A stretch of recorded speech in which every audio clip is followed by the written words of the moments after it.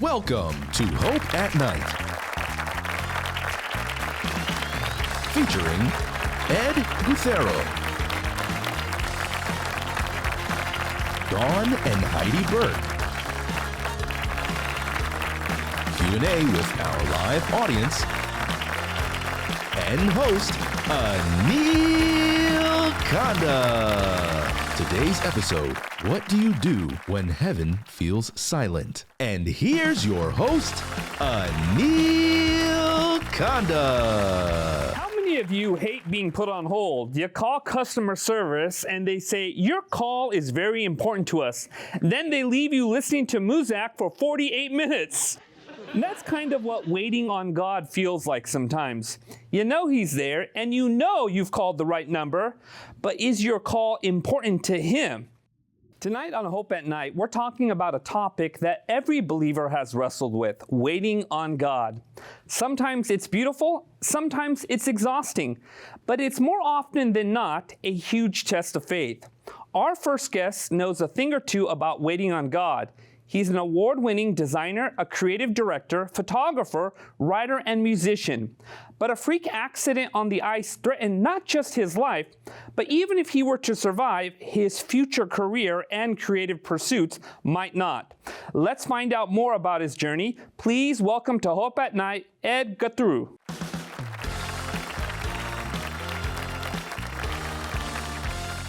Ed, thanks so much for being here. I understand you are a very creative person. Could you tell us a little bit about what you used to do and some of your favorite projects? Well, I'm still trying to do them. I'm glad. Yeah. No, basically, like you said, I'm an art director, and it covers a lot. I think basically graphic design or music or any writing or any of these film, is storytelling. And so I've spent my whole life designing, graphic design, advertising, editorial, designing books and magazines, and corporate identity, and teaching as well. And that's all I've ever really done, outside of teaching, Wonderful. Now we actually have some stuff that you did. You were a songwriter right here. You play, what was this, the electric guitar? Yeah, I play guitar. Okay, wonderful. And then you designed, what was it, the cover? I wanted to do a magazine, Okay. from scratch, and had been designing a lot of magazines for other people. And that's a magazine designed for high school kids and young adults to keep them basically away from drugs and to positive choices, So yeah, it was developing the whole thing. Definitely you are a creative person, and that is a gift. Yeah, and then we also have here a book. What did you do in regards to this book? The whole book. Oh, really? That's fantastic. It was, I live out in the West in Boise, Idaho, and that was basically 4 years on the summer, going around photographing native tribes, ranches, rodeos, and kind of documenting the whole American West as it was. That was in the 1990s. So That's beautiful. What a gift. Now, you had an accident that threatened your life. Could you tell us a little bit about it? Yeah, I played hockey pretty much my whole life, but I was on vacation. I decided I'm going to go public skating. And so it was great to be back out there and skating laps, and I did it for an hour. And there was only just little kids skating around, and music and all that. And all of a sudden, I said, I'll take one more lap. And it's never happened before, but I didn't even know I was going to fall, but directly smashed my face right into the ice. I lost an edge or something. I don't know. I'm still not sure what it was. Right. And I was just bleeding like crazy everywhere. And it felt like, you really got rocked in your head. It was a really serious hit. And it was bleeding really badly. But I didn't pass out. The rink attendants, first I said, just give me some ice and some towels and I'll go in the bathroom, because I was taking blood thinner for a while for something. And I thought that's why it's bleeding so much. But it bled so much, I went into the bathroom and it looked like somebody shot me in the face with a gun. It was just blood everywhere. It wasn't stopping. No, it was just everywhere. And so they said, no, we got to call the ambulance. And they did. And they came, the paramedics came and they said, "Oh, we got to take you to the hospital right now," because you could, when you hit your head like that, especially on a blood thinner, you could have a blood clot right away. And so they called the hospital right away, and they had 2 neurosurgeons waiting when the ambulance got there. And he was right. I got in there to the hospital. They rolled you in, scanned you, and I heard a voice. The surgeon said, "You got a big, large blood clot on your brain. We got to go right now, in essence, or you're going to die." So happened very quickly. Right. Let's go back to that day. So here you are. You're in the ambulance, and then the doctor eventually tells you, "Hey, at least you're hearing. Hey, you're going to need brain surgery. You're going to die." Oh yeah. And what was going through your mind in that very moment? I mean, were you conscious exactly? Were things fuzzy? That's interesting because this kind of I don't know what you want to call it, but it happened so quickly, and yet it's happening quickly. But you're thinking, and you're wondering. Basically, I got like 45 seconds to might be to eternity, and but yet, I asked him. I said, "Give me a little while, 40 seconds or something. I just want to say a prayer in my mind, And he did. And I never saw his face till 5 months later. But I saw his hand drop. He wanted to go right away, because it was that tight. All I felt you could do is give God your past, present, and your future. Right. And trust in grace, trust in Christ. We can't do anything we can't even breathe without grace. And anyway, then I'm getting wheeled down the 2-hour operation, and I wake up and I heard a voice. He said, "I got the clot." They actually take off part of your skull and go in there and they hinge your skull back together and everything, and. But they don't know how it's going to affect you. So I went through about, close to half a year of reverb. We're looking at this picture. That's huge. That's a lot of stapling that took place in your head just to put things back together. Well, it's the underneath part. It's because they hinge your skull back together, and then they have to staple your skin back over it. Okay. And they did so. I used to have long hair there, and they were so fast they just left half of it, so for a while I looked like somebody from a Mad Max movie or Road Warrior or something. Yeah, but it's quick. It's quick, and I was so glad that this doctor was on duty that day. Seems like a very kind and compassionate doctor that was there and very skilled. So after the surgery, you faced months of recovery, I'm sure. Yeah. What were some of the fears and uncertainties you had in life after that or during the recovery? Well, it's interesting because you don't know what you can't do until they test you, I did a reflex test with all these lights, and I thought it was like a hockey drill, And she says, "You got 34. And I said, "What am I supposed to get?" And she said, "You should get 94 or 100. And so it's like, going on a third. And I couldn't subtract. I didn't know that. And I was teaching university at that time. And so...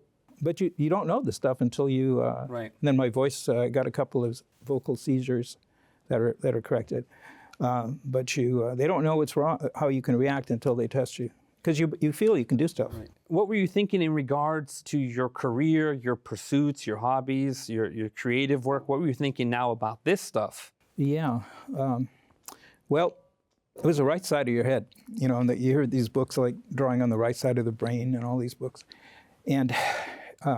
2 friends of mine brought me a sketchbook and a guitar player magazine. And the guitar player magazine had B.B. King on the cover because he just passed away. And I thought, well, I'll draw B.B. King. So I was sitting in the hospital bed, and it didn't turn out too good, and I got scared, So I stopped and I put it aside, and I didn't really try again for quite a while after. Because I thought, if I can't do this, it's all I've ever done. Aspect of some kind of creativity. It seems your whole world was turned upside down in that moment. I didn't even, you wouldn't even feel like yourself, Yeah. Did you have some friends who showed up and encouraged you? Oh yeah, I had. It was great. This happened when I was on vacation in Boise, and there was. I used to play for the city hockey team and also an over 35 league team. But that was, 12 years ago at that time, and they just showed up. John McMillan, I got to mention him. He's he was our coach, and he's still playing hockey at 89. Oh. And he used to play for the Maple Leafs and the Red Wings, and yeah, he showed up and he told other guys, and he'd come to see me a lot in the hospital. He got people together, and man, I just felt really loved, to be honest, you know, and friends, you know, I hadn't seen for a while, and yeah, it was really affirming. You really felt that people are there for you, you know, and that's a big deal when you're trying to recover from anything. How did they encourage you not to give up? Well, you know, a lot of the guys are older now, you know, and they're playing old-timers hockey and everything, and I want to do that still. I hope I can do that. But I thought, well, these guys have good lives, you know, and I don't want to give up. I don't want to give up, you know. I think that's important when you're recovering from anything, any kind of life crisis, is not to give up, you know. You know, you pray and you realize that you need God's help, but don't give in, you know, don't mentally give in. Right. Creativity itself is part of healing and recovery, right? Oh, yeah. Did you experience that? For sure, yeah. Part of my work, and it turned out to be tremendous friends of mine, family in Nashville. Michael Bonagura and his wife, Kathy Bailey Bonagura, recording artists, and also their daughter, Alyssa Bonagura. And I did albums for them and worked on videos, and Alyssa sent me a really nice note, email. She said, whenever I don't feel good, I show up. And she said, I believe that creativity is healing, and creativity is God's gift of healing. And I thought about that, and I've sort of taken it like a mantra in my head, you know? So, and it's true, you know, you can be down, but you can do something creative. For everybody, it's different, right? But it builds your, it keeps me going, really honest, you know? What sort of things did you try stepping back into after the recovery? The drawing first, Okay. you know? And because all the stuff that I do starts with drawing, you know, the ideas, the concept, the sketches. And when I took that magazine that my friend had brought and the sketchbook, I took it out after, it was probably like 13 days later, took it out to a picnic bench and the magazine with B.B. King on the cover. And I prayed and I said, you know, God, this is all I know how to do. And please help me. I can't lose this, you know. And so I had never been so nervous to do a piece of art in my life. So I started sketching, and I had to concentrate more, but it turned out. And I was so relieved, you know. And same with guitar playing. Somebody brought me a guitar because I was on a vacation. And it was kind of choppy at first, but you keep doing it, you know. And I think they got to do that in anything in life, you know. Might not be exactly the same, but it's a real blessing to be here, you know. Right, and I'm just imagining, you know, as you're drawing again, and still that, even though it's much more effort required and some of the challenges that are there, it still remains. The essence of that skill that God has given to you, the blessing to you, Yes. it's still there in some form. Yeah, yeah. My dad, when I was a little kid, he never was an artist for a living, but he always would draw with me, you know. And I can't imagine. Right. You know. I've heard you say before that grace and creativity, both those things are really important to you. What do they mean? Well, grace means that there's more to it than all this. Grace means that, you know, through Christ, we have a future, you know. And I think without grace, we you know, God, we can't even breathe. You know, I mean, you learn that when you're in the hospital. You can't say, time out, I want another scene here, you know. And creativity, that's really tied in. I mean, God's like the ultimate artist, the ultimate creator, and to be able to create is just wonderful. You know, so they work together, and those are my two favorite words: grace and creativity. You know. Wow. When did this accident occur? It was nine years and some months ago now. Yeah. So since that time and all this time of recovery and then healing and trying to get back to a good place again, Yeah. how has your perspective of God changed through the healing? But I learned in the hospital and through all this stuff that man, we can't even breathe without everything's a gift. Right. You know, it's all a gift. So, yeah. So I would say that more appreciation for it. You know, and yeah, and it's not the end. You know. That's beautiful, Ed. And as I'm hearing you speak, it definitely sounds like you're much more grateful for the days that God has given to you, and the restoration and the healing and the creativity you still get to experience. Yeah, yeah. And you don't realize how whatever you do in life, you don't realize how great it is until it's threatened or taken away. You know. That's a very good reminder. Yeah. Thanks so much, Ed. I know we have much more to talk about. We've been talking with Ed Guthero about enduring the unknown and about how God shows up in life's traumatic moments. When we come back, we'll hear from a mother and daughter who have both spent their lives navigating a world that wasn't built for them, and how God's love showed up in the waiting. You won't want to miss it.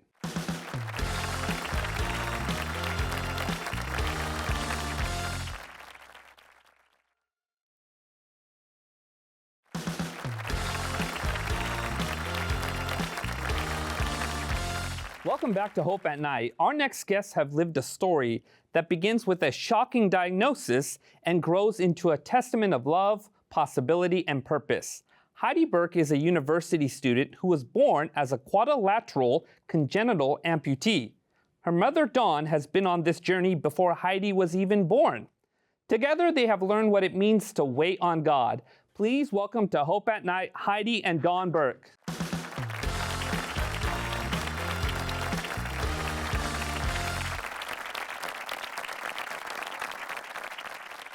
Dawn and Heidi, thank you so much for being here. Thank you for having us. Yes. Dawn, you found out during your pregnancy with Heidi that she would be missing parts of her limbs. What was going through your mind during that time? We had the sonogram when I was about 20 weeks pregnant, and my husband and I were just kind of stunned. We had never met anybody who had been missing parts of all 4 limbs, and it was kind of scary. We kind of panicked for a little while, but my sister was, when we called all of our family and told them about that, and my sister was the one who found out about a child amputee group. And so she put us in touch with them, and we found a lot of pictures and a lot of people who were raising amputee children. And that was just a miracle that we could find other people who were doing what we were going to be doing. It was called the International Child Amputee Network, and it turned out to be just a huge blessing for us. What was Heidi's childhood like? She was my 3rd child, so I didn't have time to worry as much as I might have if she was an only child. So her sisters, I have 3 children, she's the youngest girl, and her sisters kind of would teach her how to do things because I was busy making dinner, or, you know, and one of her sisters, I think, was the first one who put a pen in your hands and put a piece of paper in front of you, and there Heidi started drawing. And I said, oh, I should have done that. But because she was the 3rd child, I think I just did not have time to worry and and to interact, if that makes sense. And so Heidi just developed on her own, figured stuff out on her own. Her sisters helped, and she's just a kid, just raising another kid. Right. Now I want to rewind a little bit. Going back to your pregnancy and when you found out news about Heidi, did you cry out to God? Did you pray? What was going through your life spiritually in that moment? A lot of praying. And at first I was angry. I'm like, why did you do this to this innocent child? And I said, God, how could you do this? And I'd be reading my Bible a lot, crying. And one time when I was reading my Bible and crying, I was saying, God, I can't do this. I can't do this. You can't be asking this of me. I heard a voice that I believe was God. And the voice said, Dawn, I'm not asking you to do this. I'm going to do this. I just want you to be her mom. And that just shook me. I thought, well, I can be a mom. And that really changed a lot of my outlook. Like, this is not my job. My job is just to be mom. And also, I kept being drawn back to a verse in the Bible that says, wait on the Lord. And I kept saying, why am I looking at this verse? I just felt like every time I opened my Bible, I was, wait on the Lord. I kept saying, what is this about? But then I got the sense that God was telling me, just wait for me. And so, when did you begin to understand what that verse might mean? about the time Heidi was about a year old, and she started doing things that all kids do. And I thought, oh, I was waiting for that. I was waiting for Heidi to learn how to do that or develop that talent or develop that. And I've forgotten about that verse actually lately, because she is just another one of my kids. Heidi, you have a very big smile. I want you to know that. Thank you. It's very beautiful. Did you enjoy surprising people with all the things you could do as you were growing up? So something that's kind of interesting is that usually people who were the most surprised, like to find me doing something, were usually people who did not know me very well. Just because my family and my friends and just my community were really good at saying, okay, Heidi, like we have this, this task for you to do. How are you going to do it? And there was really always the expectation of success, which on the one hand was very beautiful because, you have this kid who is kind of like, oh, can I do this? And everyone around them is saying, yes, you can, now go.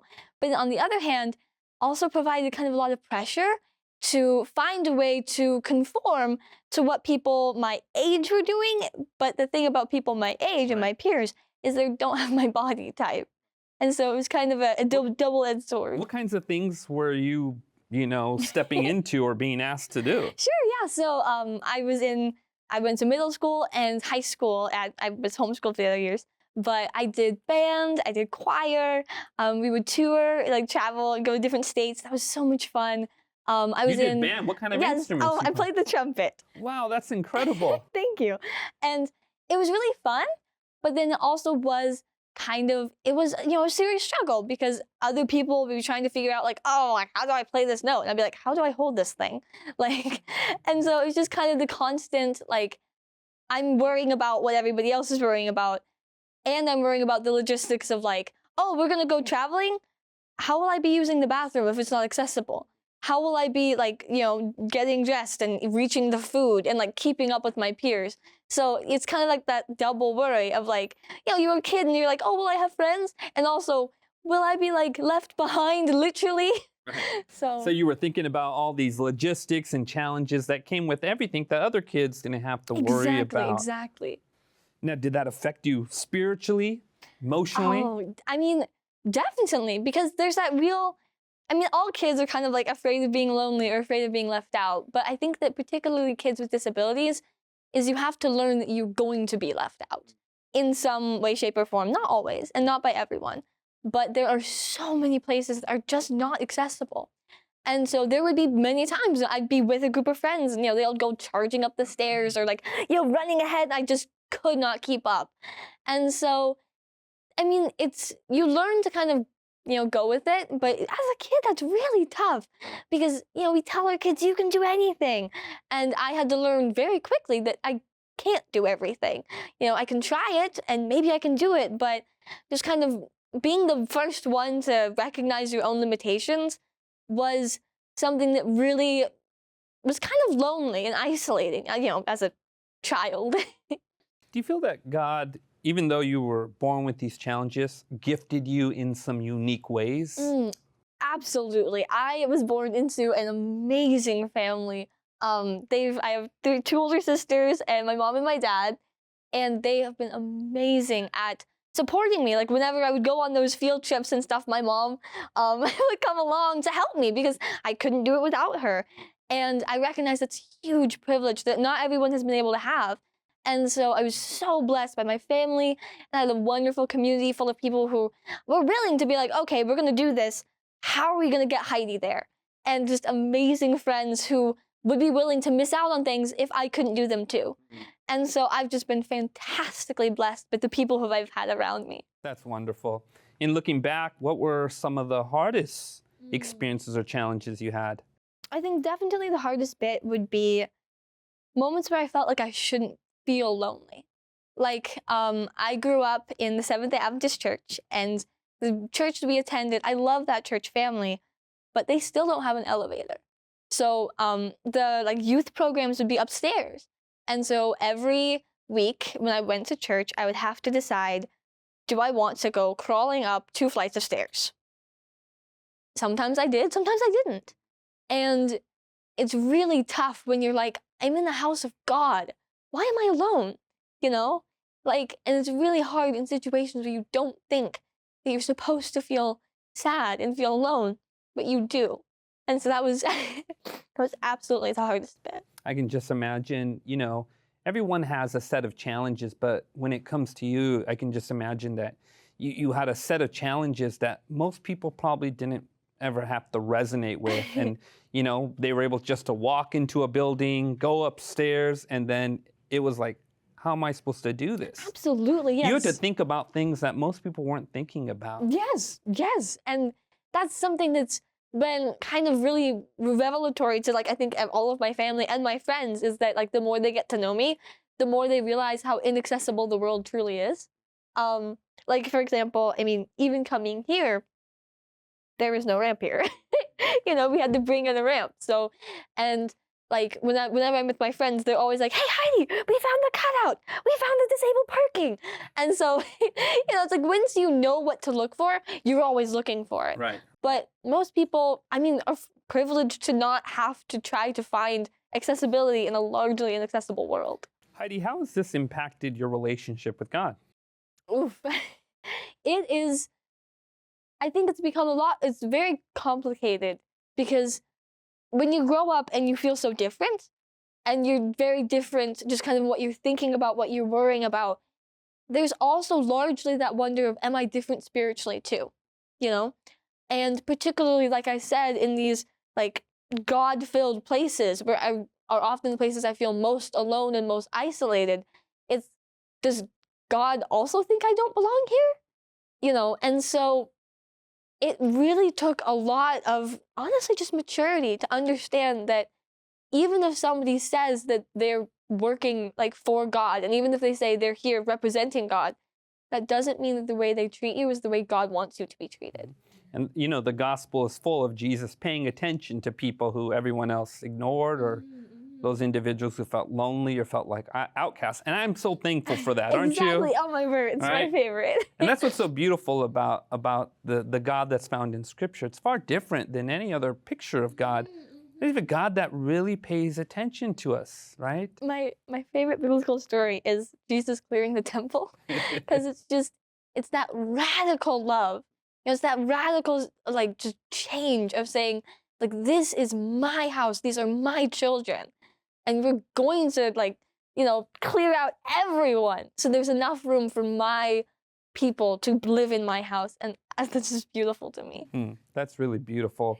And I appreciate just you honing in on just how Jesus really made space, right? Even when no one else did, Jesus made space. And that's beautiful, because it teaches us too, like, wherever we're at and whatever situations we're in or whoever we're surrounded with, like, there's still a space God always provides for us.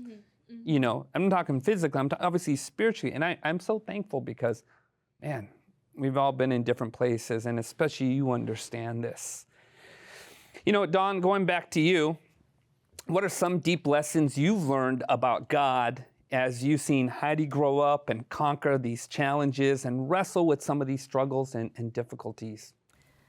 It's been really hard sometimes to see she couldn't keep up. And it's been hard. A lot of things have been hard, but a lot of things have been beautiful too, to see how the community would come around. The youth group leader would say, we are going to figure out a way that Heidi can participate. And I appreciate all the teachers who let me come on all the field trips so that I could, you know, drive behind and bring Heidi's wheelchair along, because the wheelchair wouldn't fit on the school bus, and come along and do that. And so I think there have been miracles that have happened, I believe, in Heidi's life. that have bolstered my faith. Sometimes I still get angry at God and say, why? Why? It would be so much easier, if she didn't have these challenges. But I believe that God has given Heidi a drive to make the world understand they need to be accessible. And maybe that's what the whole, part of the plan is. Right. Being a world changer. Right. And so that's kind of where my faith has kind of landed right now. Wonderful. And Heidi, understanding this drive and this purpose, obviously you've recognized, not just me, it's for other people who are in similar circumstances. I've got to ask you though, what's something you remind yourself about when you're going through rough times and going through those challenges? What keeps that fire lit? Sure. I think the biggest thing is that what I'm asking for is possible. I'm not asking for, unicorns. I'm asking for change that people who are around right now would benefit from. An elevator, a ramp, an accessible door. These are things that we have right now that are invented. We don't have to go out and create them. And so it's just so invigorating to know that what I'm asking for, the change I believe is going to happen, is stuff that is possible. Right. And it just keeps me going. That's wonderful. Is there a Bible verse that also gives you hope and encouragement? I think kind of going back to Jesus clearing the temple is that God wants all of his children to feel like they belong. God wants all of his children to know that they're beautifully and wonderfully made and that he loves them with all of himself. And so what I'm asking for is not it's not too much to want to belong. It's not too much to want other disabled people to feel safe and loved. It's what God himself is asking us to do and wants so desperately for his children. Are you able to share this message that you believe about God with other people who have disabilities? I try to. As I've been getting older, I've kind of developed a more mature understanding of what it means to be disabled and what it means to be advocating for people with disabilities. And I've been very blessed to meet other wonderfully beautiful people who've also kind of are disabled and have taught me what it means for them to be disabled and how I can show that kind of love to other people. For example, the wheelchair I'm in, this isn't actually mine. This is a loaner chair that my wonderful friends Tina and Ivy lent to me just for this trip for free. They drove an hour to give me a chair so that I could be comfortable and safe while I'm here. Right. And that's the kind of love that I hope to be able to show to other disabled people, to show them that God loves them too. What a powerful testimony you have, and a powerful testimony you can share with others. You can be a voice for those that don't have a voice or a loud voice. You know what I mean? How do you deal with those who are not so understanding? You just get upset at them, ignore them. How do we deal compassionately with those who just aren't getting it? Sure. I think the most important thing to recognize is that my message is a message of love. And so I can't be hateful if I'm trying to spread love. And I think almost always the reason people might not be willing to work with me is because they're a little bit afraid. They might be afraid, downright afraid, how do I interact with this disabled person? What if I offend them? What if it's weird? Or they might be afraid of how much it might cost to make a place accessible. Can we afford that? Can we put that into the budget? And something that keeps me going is perfect love drives out all fear. That's from the Bible. And so when I approach them with love and when I approach them with understanding that I'm not trying here to hurt you so that you don't hurt me. I'm here to love you so that you can understand how to love me and how to love other people like me. Dawn, going back to you, have you seen God provide throughout, this journey? Yes, definitely. In so many ways, the community. For a while, church was the only safe place for Heidi to go where she wouldn't get stared at. And I have perfected the glare. When we go out to stores and things, if a kid was staring at her, I glared. And until Heidi told me to stop. Okay, so I have the glare. Good job, but Heidi. yes. But the community has been amazing. And I've just seen Well, like the miracle of how are we did not want to bring a chair, Heidi's chair here. How are you going to get around when we get to Maryland? And Tina and Ivy came through. I think that's just a miracle. And Heidi learned how to drive it last night. So things like that. She has an accessible, Heidi drives, and she has an accessible van, and she drives it 12 hours from Kansas City to Chattanooga on her own, which worries her mother a lot. But 12 hours? 12 I can't even hours. drive a vehicle for 6 hours. That's incredible. I'm texting her, please stop when you're tired. But there have been a lot of miracles that have happened that have reminded me that God is very in control and God is very there. Maybe not as many miracles as I've wanted, but there have been miracles that have kept me satisfied that God is, Heidi's in God's eyes, under God's care, if that makes sense. Beautiful. Heidi, you got one more question for you. You know, you heard your mom talking about waiting on God. And you've probably read some of those verses in Scripture. What does that mean to you personally? Oh, I think my favorite thing about waiting on God is that God does not call us to be inactive while we wait for Him. I think God calls us to wait on Him. Kind of the story of like Daniel in the lion's den, of Daniel did not wait for God to take away the law against him praying.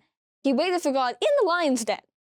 And so similarly, as I'm doing this work, I am waiting for God in situations where I never knew how I would get there, and I'm not quite sure how I'll get back out. For example, I didn't know how to get on this channel and to reach these people. I have no idea, but as I did what I felt God called me to, as I spoke to people and told them about my mission and my testimony, God opened doors, and here I am. And as I wait on God, I'm waiting as I go forward in faith. And that's kind of what I think it means for all of us, is we don't wait for God to just like do everything. We have the beautiful opportunity to partner with Him and to bring about change and to wait for Him to multiply that change further than we ever could have dreamed of. I like how you stated that while you're waiting for God, wait on God, right? Yes. Don't just be inactive. That doesn't mean, waiting on God doesn't mean being inactive. Exactly. But it actually means participating, being involved in that. Yes, and it's such a beautiful opportunity. Don, Heidi, this is a wonderful conversation. We got much more to talk about. What a powerful reminder from Heidi and Don that waiting on God isn't about pausing life. It's about living with purpose while trusting His timing. Waiting doesn't diminish our value. It reveals where we place it. And sometimes the miracle isn't in what we get, but in who we become while we wait. Before we go to our next segment, visit us online at hopetv.org/hopeatnight, where you can view past episodes and download this season's free gift. When we return, our studio audience will have a chance to ask their questions. You don't want to miss it. Stay with us.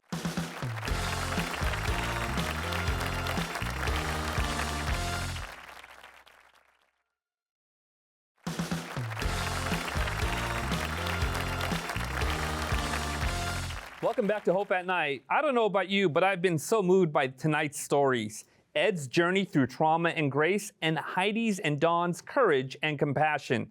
Now it's time to give our audience a chance to ask their question. Who has the first question? Right over there. Hi, Ed. I was wondering how long your recovery was, both cognitively and physically, and what you did to stay encouraged as you waited on God. When you're in the hospital, you know, with the head trauma injuries, you know, they get you started on the rehab right away. They're doing everything, physio. They're you know, I think I had over 5 therapists and 72 different sessions, you know, and so then it became an outpatient. So I just kept going there, and with St. Al's Hospital in Boise, and the more you kind of committed to it, the more you get out of it, you know. Ed, I really like that. I think the principle here you're really sharing is just show up. Show up. Yeah. Be part of Show this up. process. You know, the healing will happen. It's going to take some time, but you've got to show up. Show up for anything. I Right. think any That's right. challenge you have. That's you know, right. Showing up. Right. It's a big thing. Right. Anyone else? Any other questions? Right over there. Heidi, what is your major and what are your plans after you graduate? Sure. Right now, I am a history for secondary education major at Southern Adventist University in Collegedale, Tennessee. Beautiful, beautiful place. And right now, I'm studying to be a high school history teacher, which I'm super excited for. Some of my disability work has also kind of shown me the world of like politics and kind of policy making, which has been super eye-opening of those kinds of possibilities. So while I mostly hope to teach, I am also thinking of maybe kind of doing some sort of like public service career, maybe later, maybe on the side. We'll see where it goes. Wow, Senator Heidi. Maybe even President Heidi, right? Wow. That's what Indian parents do. We always like, okay, we're gonna make this more difficult for you. So yeah. Any other questions? Right over there. My question is for Ed. What would you say is your biggest accomplishment after your injury? I've done a couple of book projects, have really enjoyed. And something that really has been kind of a rediscovery. I got back into music a lot, and I played in a band at the church, which was a really good band. I was really glad they let me play, and and that was really therapeutic. And the guitar playing started coming back a lot better, and yeah, I think, and then getting into the songwriting and getting a CD out. I guess that's my favorite accomplishment. But the music, there's something about the music, I like, Music is a way of expressing our soul, and it's healing, and it's part of worship, right? It is. That's wonderful. You can still do this for God, right? Yeah. And you're also a musician too. What do you play? Piano. Okay. So I'm the only one here who can't play any instruments. So, any other questions? Right over there. Heidi, do you believe God has gifted you with the beautiful, joyful personality that you have? Or have you chosen to build that personality and those attitudes through the adversity that you've experienced all of your life? There's a lot of expectation for people with disabilities to be kind of like the bubbly person, the smiley person in the room. And in some ways, I think I have kind of responded to that by becoming more outgoing, because, when people are a little bit more hesitant to come up to you, you have to be kind of make yourself welcoming. But I also believe that it has been kind of a gift from God, because there are other ways to approach being disabled. So, that are a lot less kind of, I wouldn't say less cheerful, but kind of more forceful and more kind of like outright straightforward. And so I am not the kind of person who feels comfortable just walking to a room being like, these are what I need, we're gonna do it now. But I recognize that that's a beautiful talent to have. So I think that God has blessed me by making me more kind of cheerful and kind of friendly, but I also recognize that there's wonderfully powerful disabled people who do not have that same approach to just interacting with others. What about you, Don? Do you feel like, obviously you've grown through this whole process, but were you always like, I'm ready to handle any challenge and buoyant, faith when it comes to difficulties? Sometimes. I love taking on challenges, and all my children were challenges, still are. But just taking on a challenge is a good thing. And I love seeing my kids take on challenges and figure out ways to overcome. Yeah. Exactly. Wonderful. And that's the message you get in Scripture, right? Yeah. Overcome, right? Don't let these things, keep on crush keeping you. on. Right. Exactly. Excellent. Any other questions? Right over there. My question is for Ed. You mentioned that you have a greater appreciation for life after your surgery and recovery.